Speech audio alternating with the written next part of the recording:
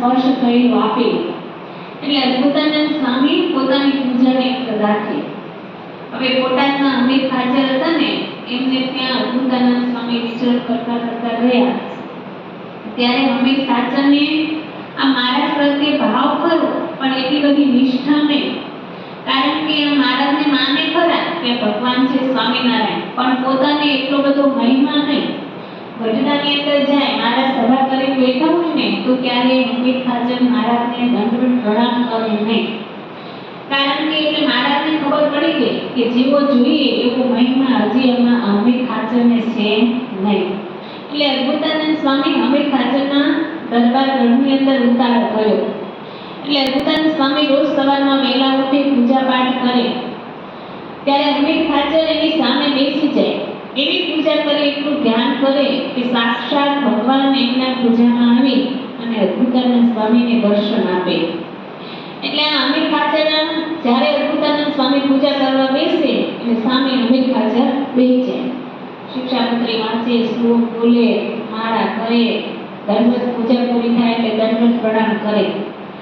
હવે છેલ્લે પૂજા થાય પૂરી એટલે શિક્ષાપત્રીની અંદર એ આટલો ટુકડો મૂકેલો, કાપડનો ટુકડો મહારાજે આપેલો ને, એટલે અદ્ભુતાનંદ સ્વામી એ ટુકડાને બહાર કાઢે, હૃદયે ચાપે, આંખે અડાડે અને બે ચાર વખત આમ ચુંબન કરે અને આંખમાંથી જળજળી આવી જાય. એટલે અમીર હાજરે એક વખત અદ્ભુતાનંદ સ્વામીને પૂછ્યું કે આ કાપડના ટુકડામાં એવું તે કેવું રહસ્ય ભરેલું છે કે તમે જ્યારે જ્યારે આ ટુકડાનો સ્પર્શ કરો, હૃદયે ચાપો, આંખે અડાડો, ત્યારે તમારા આંખમાં જળજળી આવી જાય છે, એવું તે શું છે?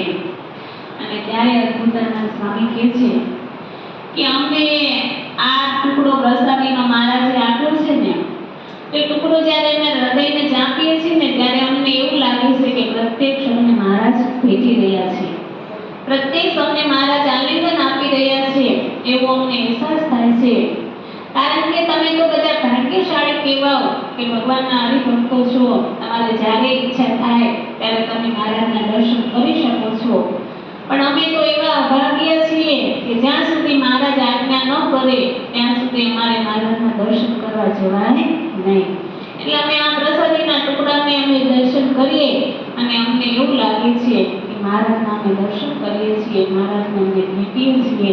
અને ત્યારે અમીર હાજરને એવું થઈ ગયું, ઓહો કેવો મહારાજનો મહિમા હે.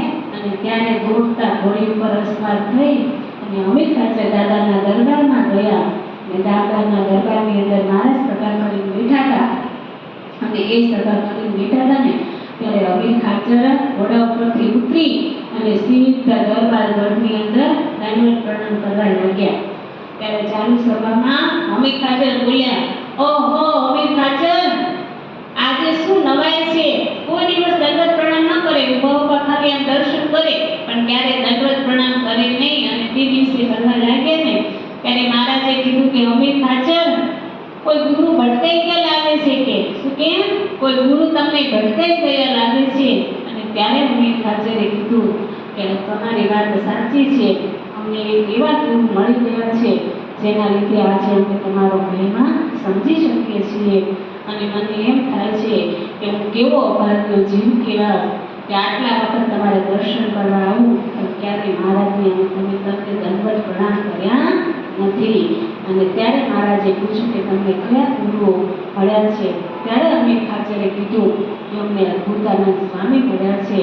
અને ત્યારે મહારાજની આંખમાં પણ અશ્રુ આવી ગયા કે 6 મહિનાથી જે પોતાનું ઘર બહાર છોડી એક ખાલી મહારાજના ભરોસે આવ્યા છે એને અમે 6 મહિનાથી દર્શન આપ્યા નથી. અને અમીર હાજરે કીધું કે પ્રસાદીનો આટલો તમારો આપેલો ટુકડો હૃદયે ચાપે, આંખે અડાડે. અને ત્યારે અદ્ભુતાનંદ સ્વામી ધ્રુસકે રડે છે. કારણ કે સંતોને એવું હોય કે એક વખત ઘર બહાર છોડે ને ફરી વખત જ્યાં એમનો જન્મ થયો હોય ને ગામની અંદર ક્યારે જવાનું નહીં, એ ગામના લીલા ઝાડવા પણ જોવાના નહીં, એના સગાવાલા મળે તો એમને ક્યારેય જય સ્વામિનારાયણ કહેવાનું નહીં. અને એના ઉપરાંત જ્યારે એક તો વિશેષતા એ કે એમના સગાવાલા પોતાનો દીકરો સાધુ થયો છે અને જો એ નિમિત્તે ક્યારેક સંતોને રસોઈ આપે તો એ દિવસે જેની રસોઈ, જે સંતની રસોઈ, જેના ઘરની રસોઈ હોય ને એ દિવસે એમને ઉપવાસ ઉપવાસ કરવાનો. બોલો આટલું કષ્ટ સહન કરી એક ફક્ત કોના આધાર માટે? એક ભગવાન માટે, ભગવાનની પ્રાપ્તિ માટે આ સંતો આટલું કષ્ટ વેઠી અને આપણને આવા શાસ્ત્રો આપ્યા છે. અને જ્યારે આપણને આવા શાસ્ત્રો આપ્યા ને ત્યારે જ આપણને ભગવાનની ઓળખાણ થાય છે. અને આપણને કાંઈ મહિમા નથી. જો મહિમા હોય, આવા પ્રગટ ભગવાન મળ્યા હોય તો આખું મંદિર ન ભરાય છે. કારણ કે આપણને ભગવાનનો મહિમા જ નથી. આપણને જાણીને ભગવાનની જરૂર જ નથી, પણ આપણને ભગવાનને કેટલા સુખની પ્રાપ્તિ આપી છે. એક વખત મહારાજ ગઢડાની અંદર સભા કરીને બેઠા હતા તો બહારથી એક કૂતરું આવ્યું એટલે મહારાજે કાકરી મારી. એટલે એ કાકરી ઉછળી અને બેનોના આ બાજુ બેનો બેઠા હતા, આ બાજુ પુરુષ ભક્તો ને આ બાજુ સ્ત્રી ભક્તો બેઠા હતા. એટલે મહારાજે કૂતરાને જેવી કાકરી મારી ને એવી કાકરી ઉછળી અને જીવબાના ખોળામાં પડી.